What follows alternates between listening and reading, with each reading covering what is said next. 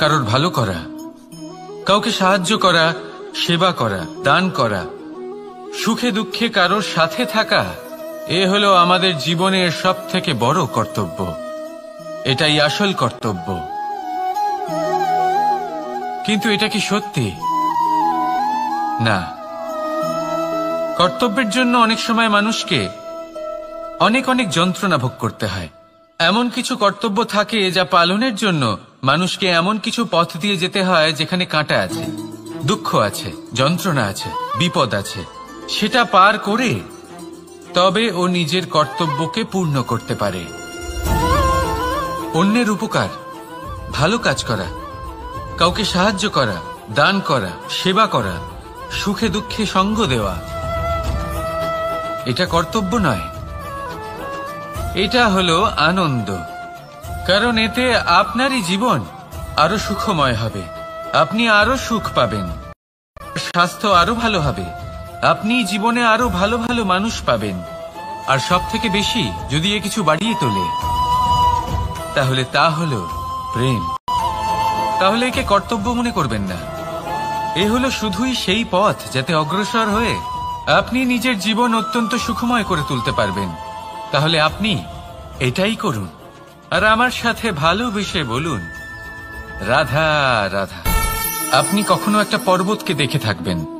দিনের বেলায় যদি দেখেন এই পর্বতকে কত সুন্দর দেখতে লাগে, এত বিশাল এত সুন্দর প্রকৃতির এই দৃশ্য দেখে মনে শুভ চিন্তার উদ্ভব হয়। এবার সেই পর্বতকেই আপনি অন্ধকারে দেখুন, ততটাই ভয়াবহ মনে হয়। এবার এটাই হয় মানুষের সাথেও, আর এটাই হয় অন্য কোনো স্থানের সাথেও। এবার এর কারণ কি?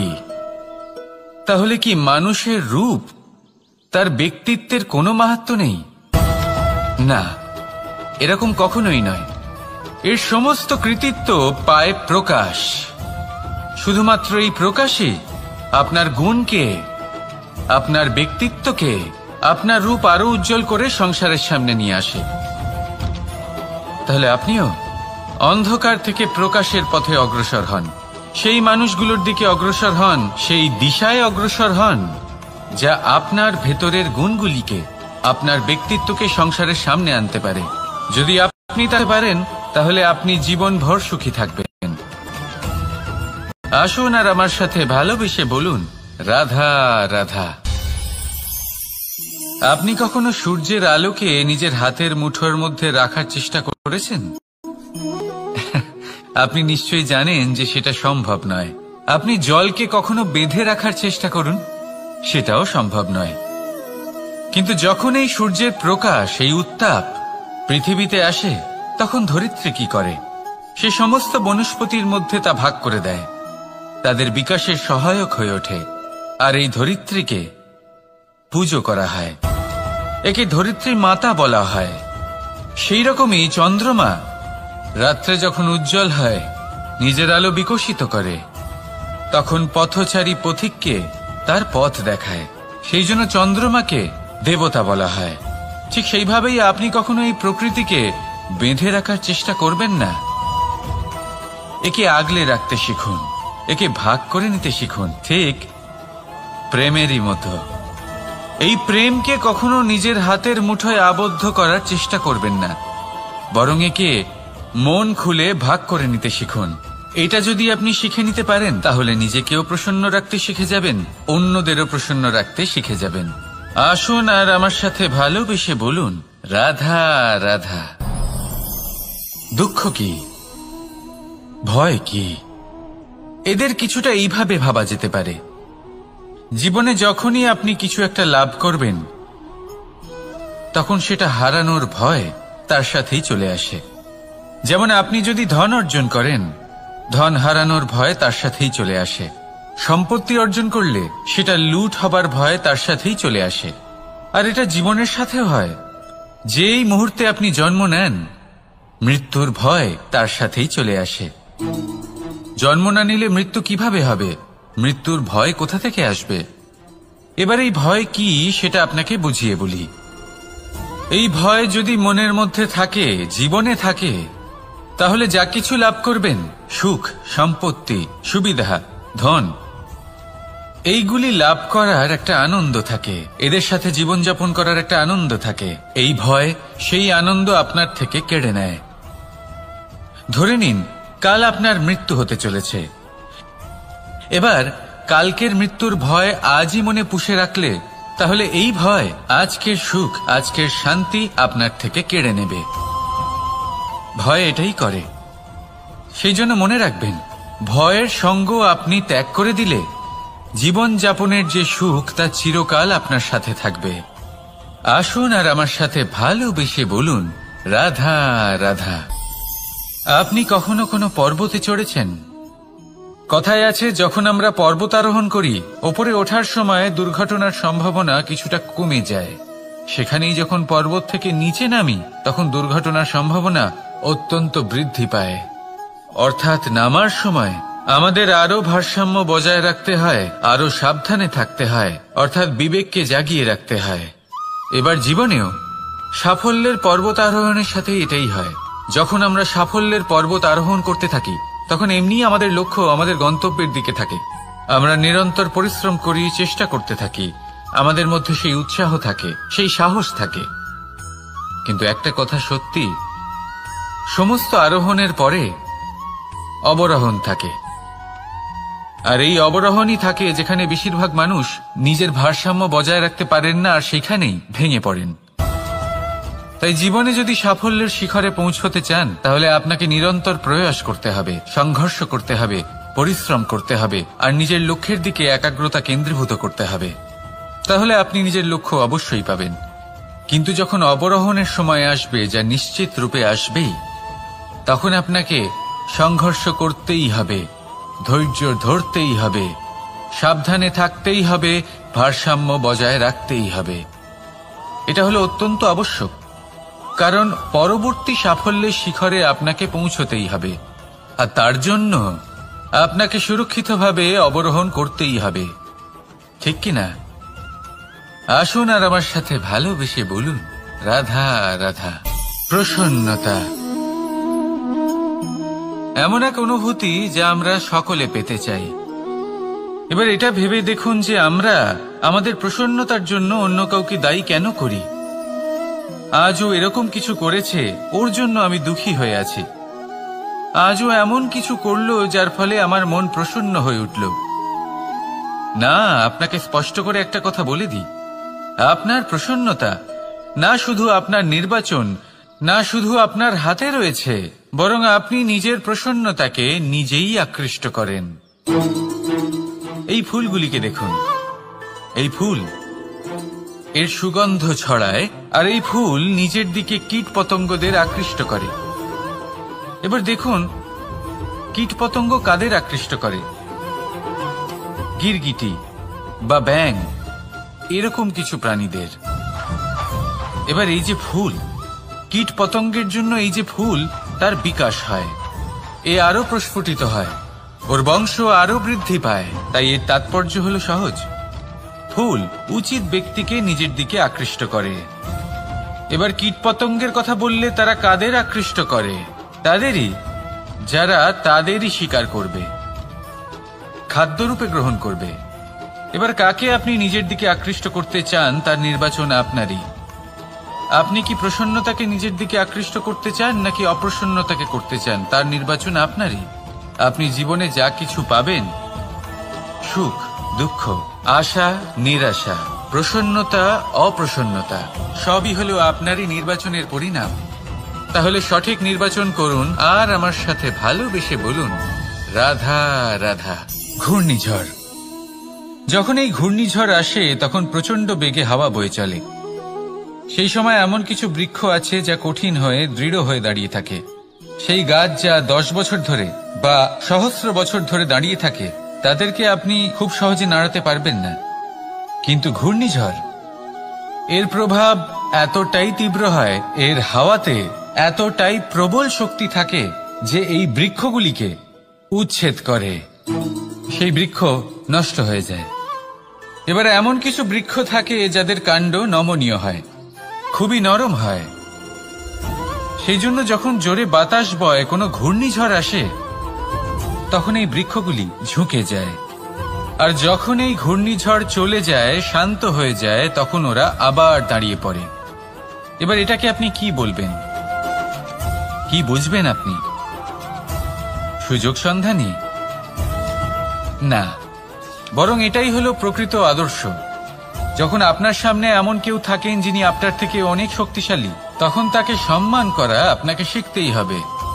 তাই মনে রাখবেন, এই সংসারে যখনই দুই শক্তির একে অপরের সাথে সংঘর্ষ হয়, শুধুই বিনাশ হয়।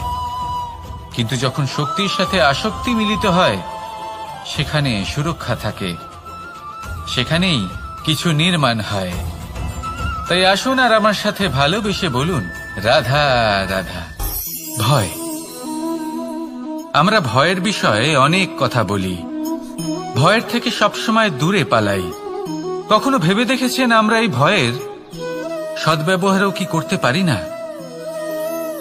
নিশ্চিত রূপে করতেই পারি। এমন কোনো অক্ষর নেই যার দ্বারা কোনো মন্ত্র হয় না। তাই নিশ্চিত রূপে এই ভয়েরও সদ্ব্যবহার আমরা করতেই পারি। নির্ভর করছে আপনার দৃষ্টিভঙ্গির ওপর, আপনার প্রতিক্রিয়ার ওপর। ভয় যখন সামনে আসে, দুটো পথ থাকে। প্রথমটা হলো ভয়ভীত হয়ে চুপচাপ পালিয়ে যাওয়া, আর দ্বিতীয় পথ সেই ভয়ের সম্মুখীন হওয়া। সেই ভয়ে ডুবে গিয়ে দেখুন এমন কি আছে যা আপনাকে পিছনে টেনে রাখছে। নিজের সাহসকে জাগিয়ে তুলুন, নিজেকে আরো শক্তিশালী বানিয়ে তুলুন, নিজেকে আরো শ্রেষ্ঠ বানিয়ে তুলুন, আর আপনার সামনে যা আছে সব প্রাপ্ত করে নিন। সেই ভয়, আপনি তার থেকে পালিয়ে যেতে চান নাকি তার সম্মুখীন হয়ে নিজেকে আরো শ্রেষ্ঠ বানাতে চান? সেই চয়ন আপনারই, প্রতিক্রিয়া আপনারই, দৃষ্টিভঙ্গি আপনারই। আসুন আর আমার সাথে ভালোবেসে বলুন, রাধা রাধা। কখনো কোনো বনে আপনি আগুন লাগতে দেখেছেন? এমন ভয়ানক আগুন লাগতে পারে সমস্ত বন জ্বালিয়ে দিতে পারে। সেখানে যে বনস্পতি পাওয়া যায়, সেখান থেকে যে ঔষধি পাওয়া যায়, সবকিছু নষ্ট হয়ে যায়। যে পশু পাখি পাওয়া যায়, বেশিরভাগই নিজের প্রাণ হারিয়ে ফেলে, আর যারা বাকি থাকেন তারা নির্বাসিত হন। কিন্তু কখনো ভেবে দেখেছেন এই বনে আগুন লাগে কি করে? ছোট ছোট শুকনো পাতার কারণে, শুকনো ডালের কারণে, সেইগুলো যেগুলো কখনো গাছের অংশ ছিল। সবসময় মনে রাখবেন, গাছ আমরা কুড়ুল দিয়ে কেটে থাকি, কিন্তু গাছ কখনো কুড়ুলের ডগা দিয়ে কাটা যায় না। বরং এই যে হাতলটা আছে, তাতে যে শক্তি লুকিয়ে রয়েছে, এই শক্তির দ্বারা গাছ কাটা হয়। এবার বলুন, এই যে হাতল, এ কি দিয়ে তৈরি হয়? স্বয়ং গাছের দ্বারাই। এর থেকে আপনি কি শিক্ষা পেলেন? যদি কেউ আপনজন হন, যে আপনার কোনো দরকারে লাগছেন, সেই কারণে তাকে নিজের থেকে দূরে করবেন না। যদি তার সাহায্যের প্রয়োজন হয়, তাহলে তাকে সাহায্য করুন। যদি তার সঙ্গের প্রয়োজন হয়, তাহলে তাকে সঙ্গ দিন।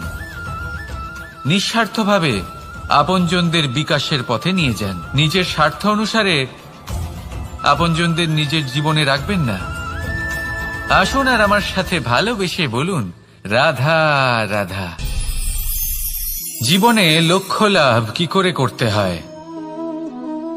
কেউ বলবে বন্ধুদের সাহায্যে, কেউ বলবে প্রেমের সাহায্যে, কেউ বলবে নিরন্তর চেষ্টা করলে, কেউ বলবেন পরিশ্রম করলে, কেউ বলবেন ঈশ্বরের আশীর্বাদে, ইত্যাদি ইত্যাদি।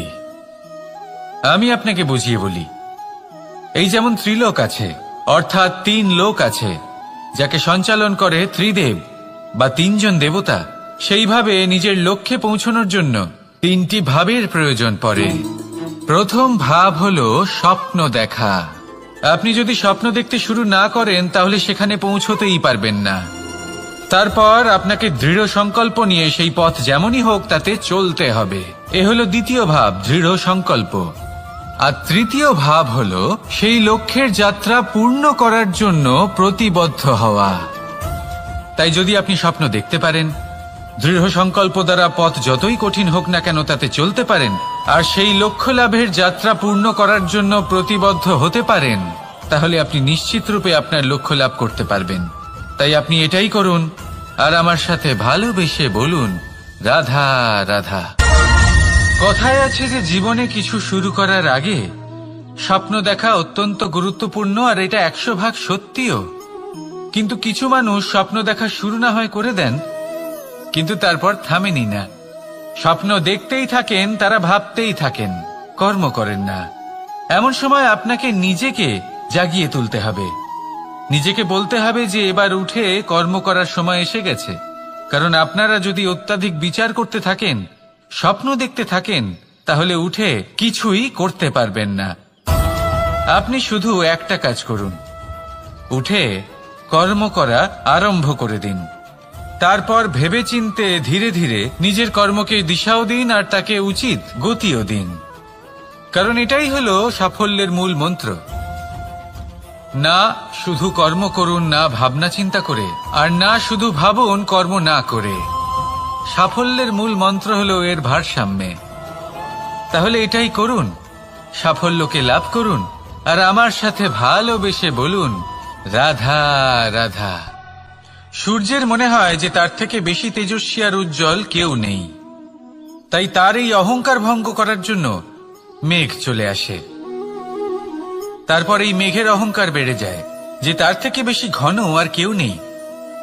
তারপরে বাতাসের একটা প্রবল দমক আসে আর মেঘেদের ছিন্ন ভিন্ন করে দিয়ে চলে যায়। তখন বায়ুর অহংকার বেড়ে যায়, আরো ভাবে যে তার থেকে বেশি শক্তিশালী আর কেউ নেই।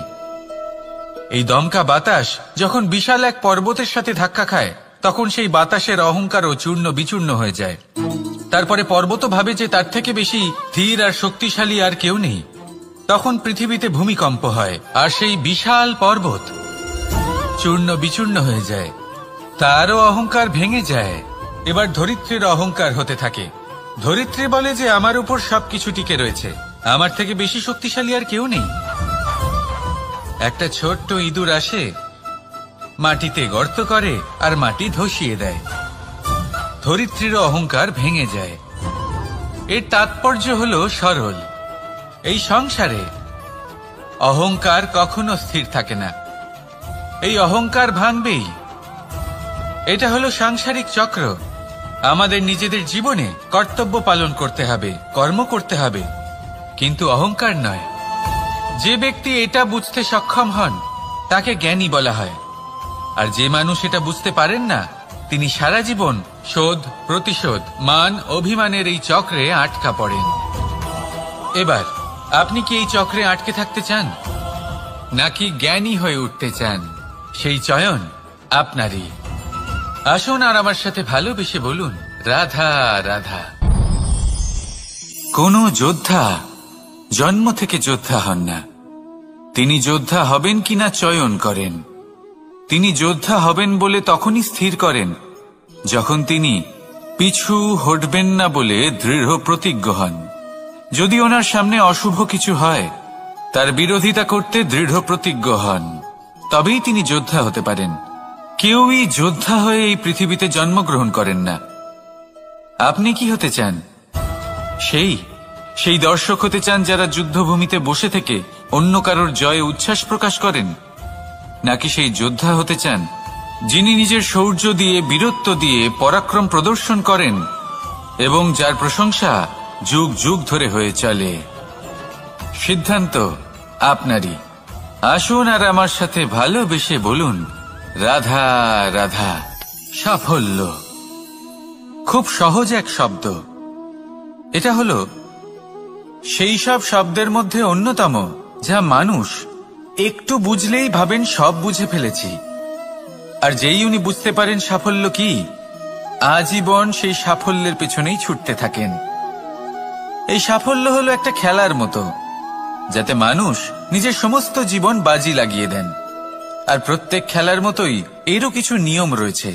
আর প্রাথমিক নিয়ম হলো, এই সাফল্য লাভ করার জন্য সাফল্য লাভ করার স্বপ্ন আপনাকে অবশ্যই দেখতে হবে আগে। হ্যাঁ, কিন্তু শুধুমাত্র স্বপ্ন দেখলেই কিছুই হবে না। স্বপ্ন দেখুন, তারপরে আপনার নিজের নিদ্রাকে ভঙ্গ করতে হবে, দিনরাত পরিশ্রম করতে হবে, দিনরাত চেষ্টা করতে হবে। তবেই এই সাফল্য আপনার কাছে আসবে আর আপনার পদানত হবে। তাহলে স্বপ্ন দেখুন আর পরিশ্রম করে তাকে সার্থক করুন। যদি এটা করেন তবেই সাফল্য সহজেই আপনার কাছে আসবে। আর তখন মন প্রসন্ন হয়ে বলবে, রাধা রাধা। সমস্যা। প্রত্যেকের জীবনেই সমস্যা আসা যাওয়া করে, আর প্রত্যেক মানুষ সমস্যা আসার পর তার সমাধান খুঁজতে উঠে পড়ে লাগেন। কিন্তু যখনই সমস্যার সমাধান হয়ে যায়, আমরা সুপ্রসন্ন হয়ে যাই এবং অসাবধানও হয়ে যাই। আমাদের মনে হয় যে আমরা সম্পূর্ণরূপে সমস্যার অন্ত করেছি, কিন্তু কোথাও না কোথাও একটা ছোট্ট বীজ রয়েই যায়, আর সেই বীজ আমাদের অসাবধানতার ছত্রছায়ায় বড় হতে থাকে, আর তারপর মহা সংকট হয়ে আবার আমাদের উপর আক্রমণ করে। এই সংকট যে কোনো রূপে আসতে পারে, কোনো শত্রুর রূপেও আসতে পারে, বা কোনো মহামারীর রূপেও আসতে পারে। সেই জন্য সবসময় সাবধান থাকাই উচিত, কারণ অসাবধান হলে কি হয়, আমাদের সুরক্ষা চক্রে একটা ছেদ উৎপন্ন হয়, আর আমাদের শেষ করতে পারে এমন এক বাণ সেই ছেদ বিন্দু হয়ে আমাদের হৃদয়ে প্রবেশ করতে পারে। তাই যে কোনো সমস্যার সমাধান করুন, জয়ী হন, উৎসব পালন করুন, কিন্তু সাবধানে থাকবেন।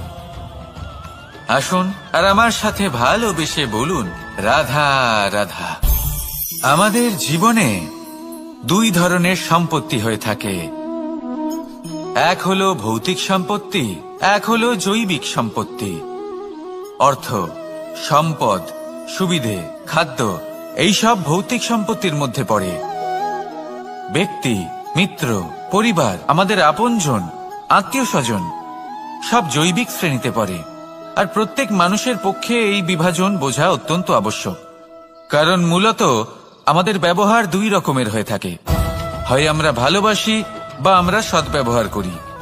আর সবথেকে বড় ভুল আমরা তখন করি যখন আমরা বুঝতেই পারি না যে ভালোবাসবো কাকে আর ব্যবহার করব কাকে। আমরা ভৌতিক সম্পত্তি ভালোবেসে ফেলি আর ব্যবহার করি জৈবিক সম্পত্তিকে, যেখানে এটা অনুচিত। জৈবিক সম্পত্তিকে ভালোবাসুন আর ভৌতিক সম্পত্তিকে ব্যবহার করুন। যেদিন আপনার মধ্যে এই বোধ জাগ্রত হবে যে কাকে ভালোবাসবেন আর কাকে ব্যবহার করবেন, সেই দিন আপনার জীবনে শুধুই শান্তি বিরাজমান হবে। আর তখন এই মন প্রসন্ন হয়ে বলবে, রাধা রাধা।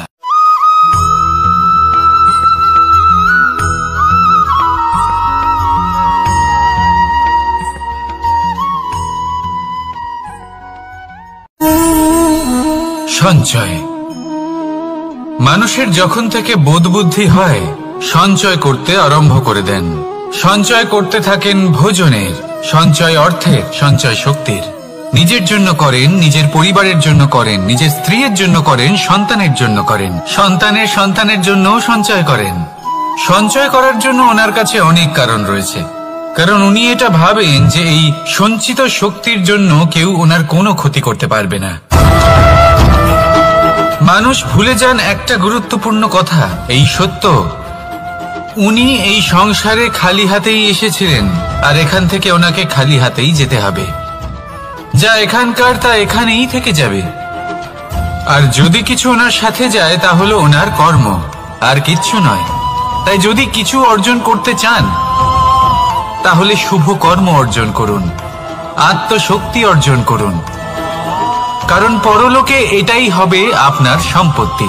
তাহলে কি এটা আপনি অর্জন করতে চান না? আসুন আর আমার সাথে ভালোবেসে বলুন, রাধা রাধা। সদিচ্ছা। দেখতে গেলে 3 অক্ষরে তৈরি এই শব্দ, কিন্তু সমস্ত ত্রিলোক তার উপরেই আধারিত। আপনি এই সংসারে এসেছেন, তখন অবশ্যই শ্বাস নেবেন, কিন্তু তার বদলে আপনাকে কিছু তো দিতেই হবে। আপনার উপর নির্ভর করছে আপনি কি দেবেন। কি দেবেন এই সংসারকে, এই সমাজকে, নিজের পরিবারকে, আর তার বদলে কি নেবেন? যশ নাকি অপযশ? দেখুন, এক ছিল রাবণ, যে কিনা সমুদ্র পার করল সীতাকে অপহরণ করার জন্য, আর এক ছিলেন রামচন্দ্র, যিনি সমুদ্র পার করেছিলেন, সেতু বানিয়ে গিয়েছিলেন সীতাকে ফিরিয়ে নিয়ে আসার জন্য। দুজনেই সমুদ্র পার করেছিলেন, শুধু পার্থক্য ছিল সদিচ্ছাকে বোঝার লক্ষ্যের। অনেক মানুষের যাত্রা একরকম হতেই পারে, কিন্তু আনন্দ তখনই লাভ করবেন যখন লক্ষ্য শুভ হবে, মহান হবে। এই লক্ষ্য দিয়ে এই সংসারের কল্যাণ হবে এবং মানুষের সম্মান হবে। যদি আপনার সংকল্প উচিত হয় তাহলে আপনার লক্ষ্য উচিতই হবে, নয়তো শুধুমাত্র বিনাশ হবে। আর উচিত এটাই হবে যে বিনাশের হাত থেকে যেন নিজেকে বাঁচানো যায়, কি বলেন? তাই জীবনে যে লক্ষ্য স্থির করছেন মনে রাখবেন তা যেন শুভ লক্ষ্য হয়। যদি এরকম হয় তাহলে আপনার যাত্রা, আপনার জীবন দুটোই শুভময় হবে। আসুন আর আমার সাথে ভালোবেসে বলুন, রাধা রাধা। সুরক্ষা। এই সুরক্ষা আসলে কি? এটা কি কোনো কবচ নাকি কোনো সীমা? এই সুরক্ষা আসলে অন্য কিছু। আমাদের মাতা পিতা, আমাদের প্রিয়জন, আমাদের বন্ধু, এই সমাজ, আমাদের শুভাকাঙ্ক্ষী, আমাদের আত্মীয়, এনারা সবাই আমাদের জীবনে কোনো না কোনো ভাবে সুরক্ষা দিয়ে থাকেন, একটা কবচ দিয়ে থাকেন কোনো না কোনো রূপে। কিন্তু দেখতে গেলে আমাদের পরাক্রমের পথে, আমাদের বীরত্বের পথে, আমাদের সাহসের পথে এই সুরক্ষাই সব থেকে বড় বাধা হয়ে দাঁড়ায়। একবার ভেবে দেখুন, যদি আপনি কোনো সুরক্ষাই না পান, বা যদি আপনি এই সুরক্ষা ভেঙে বাইরে আসতে পারেন, তাহলে আপনার বীরত্ব চরম সীমায় পৌঁছে যায়। কেন? কারণ তখন আপনি জানেন যে এই সংসারের সম্মুখীন আমাদের নিজেদেরই হতে হবে। আপনি বুঝে যান যে শত্রুর সম্মুখীন এবার নিজের বলের দ্বারা, নিজের পরাক্রমের দ্বারা, নিজের সাহসের দ্বারা করতে হবে। আর তখন আমাদের মনের মধ্যে এই শক্তি জাগ্রত হয়। এই শক্তি অন্তরেই বসবাস করে, শুধু এটা চিনে নিতে হবে, একে জাগ্রত করতে হবে। আর এটা সুরক্ষা ভেঙে যাওয়ার পরেই সম্ভব হয়। আর যারা নিজের শক্তি সম্পর্কে জানেন, যিনি নিজেই জানেন তিনি কতটা শক্তিশালী, তিনি নিজেই নিজের সুরক্ষা কবচ চিরকালের মতো ভেঙে ফেলে দেন, ঠিক কর্ণের মতো। আর তারপরে দেখুন, আপনার পরাজয় হোক বা বিজয়ী হোক না কেন, সেটাই অনেক বড় হয়, সেটাই প্রশস্ত হয়ে থাকে। সেই জন্য ত্যাগ করুন নিজের ভয়কে, নিজের আশেপাশের এই সুরক্ষা চক্রকে ভেঙে ফেলুন, আর সম্মুখীন হন এই সংসারের নিজের শত্রু সম্মুখীন হন। পরাক্রমের এই অঙ্কুর, তা অঙ্কুরিত হওয়ার জন্য বীজের উপরের এই কবচ, এটা ভেঙে যাওয়া অতি আবশ্যক। আসুন আমার সাথে ভালোবেসে বলুন, রাধা রাধা। যখন আমরা হাঁটতে থাকি আর আমাদের পায়ে কাঁটা বিঁধে যায়, তখন মুখ দিয়ে আহ বেরিয়ে আসে, কান্না চলে আসে, আর অনেক সময় অভিশাপও বেরিয়ে আসে।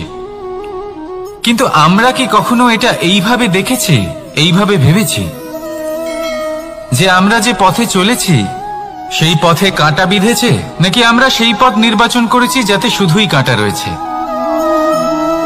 নাকি আমরা এভাবে ভেবে দেখেছি যে এই কাঁটা আমাদের কষ্ট দিতে এসেছে, নাকি এটা আমরাই বিছিয়ে রেখেছিলাম? সাবধান থাকা উচিত ছিল, কারণ কাঁটা বিঁধলে যন্ত্রণা হবে, চিৎকার করে ফেলতে পারি, মুখ থেকে অভিশাপও বেরিয়ে আসতে পারে। কিন্তু এই অভিশাপ শুধুমাত্র আমাদের তরফ থেকে অভিশাপ হয়, সামনের ব্যক্তিটির উপরও নির্ভর করে। এবার সেই ব্যক্তি যদি এমন হয় যে ফুল আর কাঁটা এই দুই সমানভাবে গ্রহণ করতে পারে, তার কাছে অভিশাপও বরদানে পরিণত হয়। শেষ পর্যন্ত ব্যাপারটা দাঁড়ায় ভাবনা, চিন্তা, দৃষ্টিভঙ্গির উপর। কারণ আপনার এই ভাবনাই সত্যি হয়ে সামনে আসে। সেই জন্য এই ভাবনা, চিন্তা, মানসিকতাকে গুরুত্ব সহকারে দেখবেন। এই বিবেচনা নিয়ে বিবেচনা করতে শিখুন। আমার কথার অর্থ হলো যে জীবনে যখন এরকম কিছু একটা ঘটবে, তখন ভেবে দেখুন যে এরকম কেন হলো। আপনি কি এমন কোনো কর্ম করেছিলেন যার কর্মফল এটা? এমন কোনো কাজ যা অনুচিত ছিল, অসত্য ছিল, যা অভদ্রতার কারণ ছিল? ভেবে দেখা প্রয়োজন। দেখুন, ইচ্ছে হলো আপনার যে আপনি কি করতে চান, ভাবনা আপনার, সত্য আপনার, জীবন আপনার, সিদ্ধান্ত আপনার। আসুন আর আমার সাথে ভালোবেসে বলুন, রাধা রাধা। সময়, এই সময় আসলে কি? এই সময় একটা সরল রেখা তো কখনোই নয়। সময় হলো একটা চক্র, যেখানে এর আদি সেখানেই হলো এর অন্ত, আর যেখানে তা শেষ হয় সেখান থেকেই তার শুরু হয়। এই সময় একটা অত্যন্ত বিচিত্র চিন্তা, বিচিত্র ভাবনা, একটা বিচিত্র বস্তু যা কেউ বুঝতে পারেন না। এই সময়ের লীলা, এর কোনো প্রমাণ নেই, কোনো জ্ঞান নেই, কোনো পরিমাপ নেই। শুধু এটুকু আমরা জানতে পারি, যেখানে শেষ হবে সেখান থেকে একটা নতুন সূচনাও হবে। যা আজ আপনার কাছে আছে কাল অন্য কারোর কাছে যাবে, তারপরে তার কাছ থেকেও অন্য কারোর কাছে যাবে, তারপরে তার থেকেও ছিনিয়ে নেওয়া হবে। এই নিয়তির একজনের কাছ থেকে অন্যজনের কাছে আদান প্রদানের এই সময় হলো আপনার সময়। এই সময়ের সদ্ব্যবহার করুন, এই সময়কে বাঁচুন। আপনাকে শুধু এটাই সুনিশ্চিত করতে হবে যে আপনি কোন পক্ষে আছেন। আর সত্যি বলতে কি, আপনার জীবনের পরিণাম নির্ভর করে আপনার নির্বাচনের ওপর। আপনি কোন পক্ষ নির্বাচন করছেন। তাহলে মনে রাখবেন, জীবনে সেই পক্ষই নির্বাচন করবেন যা চয়ন করার পরে আপনি সুখ অনুভব করবেন, আপনি সন্তোষ লাভ করবেন, প্রসন্নতা লাভ করবেন। আর আমি এটাই সুনিশ্চিত করব যে এই পক্ষ যেন শান্তির পক্ষ হয়, এই পক্ষই যেন প্রেমের পক্ষ হয়। তাহলে চিন্তা করবেন না, আর আসুন আমার সাথে ভালোবেসে বলুন, রাধা রাধা। মানুষ সুখী জীবনযাপনের প্রতি এতটাই অভ্যস্ত হয়ে পড়ে যে একটা ছোট্ট সমস্যা এলেই সে সবার থেকে সাহায্য চাইতে শুরু করে দেয়। সে সাহায্য লাভও করে এবং সেই সংকট থেকে সে বেরিয়েও আসে। কিন্তু এই সাহায্য কিছু মুহূর্তের, আর কিছু মুহূর্তের হলো এই দুঃখ। এই দুই মুহূর্তের সাহায্যের জন্য আজীবন আপনি তার কাছে ঋণী হয়ে থাকেন। আর মানবিকতার খাতিরে আপনার মনে কৃতজ্ঞতা জেগে ওঠে, আর সেই কৃতজ্ঞতা বোধ হলো যে আপনি কখন ব্যক্তিকে ছাপিয়ে যেতেই পারবেন না। সেই জন্য জীবনে সবসময় চেষ্টা করবেন নিজেকে প্রস্তুত রাখতে, সেই সব সমস্যার জন্য, সেই সব বাধার জন্য যেগুলো আপনার জীবনে আসতে পারে। ততক্ষণ সাহায্য চাইবেন না যতক্ষণ না অন্য কোনো পথ না থাকছে। সাহায্য চাওয়া অনুচিত নয়, কিন্তু সাহায্য চাইলে এবং সাহায্য পেলে আপনি আজীবন কৃতজ্ঞ এবং ঋণী হয়ে থাকবেন। আর তারপর একদিন আপনি পরিবর্তন দেখতে পাবেন যে কিভাবে আপনি ছোট ছোট সমস্যার জন্য সাহায্য না চেয়ে বড় বড় সমস্যার সম্মুখীন হতে প্রস্তুত হয়ে গেছেন। এটাই হলো সংসারের নীতি। এটাই পালন করুন আর আমার সাথে ভালোবেসে বলুন, রাধা রাধা। আপনি কখনো কাউকে পর্বতে আরোহণ করতে দেখেছেন? বা আপনি কখনো নিজে কোনো পর্বতে আরোহণ করেছেন? করে থাকলে আপনি এই বিষয়ে অবশ্যই জানবেন যে যখন আমরা শিখরের দিকে এগোই, ওপরের দিকে এগিয়ে চলি, তখন আমাদের একটু ঝুঁকে পথ চলতে হয়। তখনই আমরা সেই পর্বত আরোহণ করতে পারি। কিন্তু যে ব্যক্তি নিচের দিকে ফিরে আসছেন, তিনি কিন্তু ঝুঁকে চলেন না, তিনি দৃঢ়ভাবে সোজা হয়ে নিচে নামেন। এই ভারসাম্য বজায় রাখার এই খেলাতে সংসারের একটা সার লুকিয়ে রয়েছে। যদি আপনিও জীবনে উঁচুতে উঠতে চান, শিখরে পৌঁছতে চান, তাহলে আপনাকেও নত হয়ে, বিনম্র হয়ে সামনে এগোতে হবে। সেখানে যদি আপনি বুক চিতিয়ে উদ্ধতভাবে অহংকার বোধ নিয়ে চলতে থাকেন, সেখান থেকেই আপনাকে নিচে নামতে হবে। কোনো ব্যক্তি তার বিনম্র স্বভাব দেখেই বোঝা যায় যে সেই ব্যক্তি সাফল্যের শিখর দেশে আরোহণ করছে নাকি নিচে তথা খাদের দিকে যাত্রা করছে। তাই সবসময় বিনম্র থাকুন, শ্রেষ্ঠ কর্ম করুন, পরিশ্রম করুন আর আমার সাথে ভালোবেসে বলুন, রাধা রাধা। আমাদের জীবনে আমরা যখনই এমন কোনো মানুষের সাথে পরিচিত হই যে বয়সে, পদে এবং আর্থিক দিক থেকে আমাদের থেকে পিছিয়ে, তখন আমরা সবাই খুব হীন নজরে তাদের দিকে দেখি। মনেই করি না যে সেই ব্যক্তির নিজস্ব একটা অস্তিত্ব রয়েছে, তার নিজেরও একটা মাহাত্ম্য রয়েছে। আমাদের মনেই হয় না যে আমাদের সামনে দাঁড়িয়ে থাকার যোগ্যতা আছে তাদের। চলুন আপনাকে একটা প্রশ্ন করি, শূন্যের নিজস্ব মূল্য কোথায়? আপনি বলবেন কিছুই না। শূন্যের আবার নিজস্ব মূল্য কোথায়? কিন্তু যখন এই শূন্যই কোনো সংখ্যার সাথে এসে যুক্ত হয়ে যায়, কোনো অঙ্কের সাথে এসে যুক্ত হয়ে যায়, তখন তার মূল্য অনেক গুণ বৃদ্ধি পায়। অর্থাৎ এই শূন্যের মূল্য অবশ্যই আছে। আর আমাদের জীবনেও এমন কিছু ব্যক্তি থাকেন, তাদের দেখে মনে হয় যে এদের কোনো মূল্যই নেই, কিন্তু যখন এই ব্যক্তি কারোর সাথে এসে জুড়ে যান, তখন তার মূল্য সেই ব্যক্তির বৃদ্ধি ঘটায়। এই সংসারে এমন কোনো ব্যক্তি নেই যার কোনো মূল্য নেই। যদি আমরা ধনুকের কথা বলি, তাহলে তার জন্য একটি দড়ির প্রয়োজন হয়, যেটি প্রত্যঞ্চা হিসেবে ব্যবহৃত হয়। যদি এই প্রত্যঞ্চা না থাকে, তাহলে ধনুকের কোনো মূল্যই থাকে না। যদি প্রত্যঞ্চা না থাকে, তাহলে ধনুকের অস্তিত্ব অসম্পূর্ণ থেকে যায়। এই সংসারে যে কোনো ব্যক্তি হোক বা যে কোনো বস্তু হোক, প্রত্যেকের নিজস্ব একটি মূল্য আছে। তার সম্মান করুন, সামনে অগ্রসর হন, আর আমার সাথে ভালোবেসে বলুন, রাধা রাধা। কর্ম এবং ফল। মানুষের স্বভাব হলো এটাই যে তিনি নিজের প্রত্যেক পরিশ্রমের প্রতিফল প্রার্থনা করেন। বেশিরভাগ সময় এই ফলাফলের চিন্তা করতে করতে, কল্পনা করতে করতে উনি কর্ম করতে থাকেন, যে আমি এই কাজটা করলে এই ফল পাবো। সেই সব কল্পনা করতে থাকেন যা না তার হাতে আছে, না আছে অধিকার, আর না আছে নিয়ন্ত্রণ। উনি শুধু নিজের কর্ম করতে পারেন। উনি কি ফল পাবেন তা তার হাতে কখনোই নেই।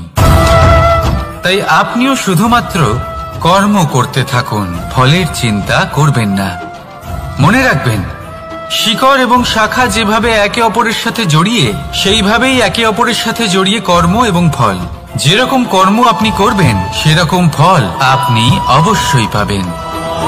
তাই এই ফলের আশায় কর্মের সময় কখনোই নষ্ট করবেন না, কারণ যে ব্যক্তি সময় নষ্ট করেন, সময় সেই ব্যক্তিকে অবশ্যই নষ্ট করে দেয়।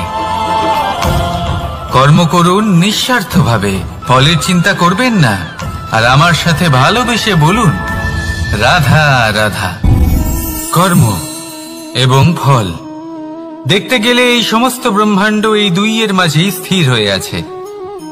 মানুষজন কর্ম করেন ভালো ফল লাভের আশায়, আর ভালো ফল লাভের আশায় উনি এটাই ভুলে যান যে উনি যে কর্ম করছেন তা কি করছেন। আমি বলেছিলাম কর্ম করুন ফলের চিন্তা না করে, কিন্তু কি কর্ম করছেন সেই বিষয়ে ভাবাটাও অত্যন্ত আবশ্যক।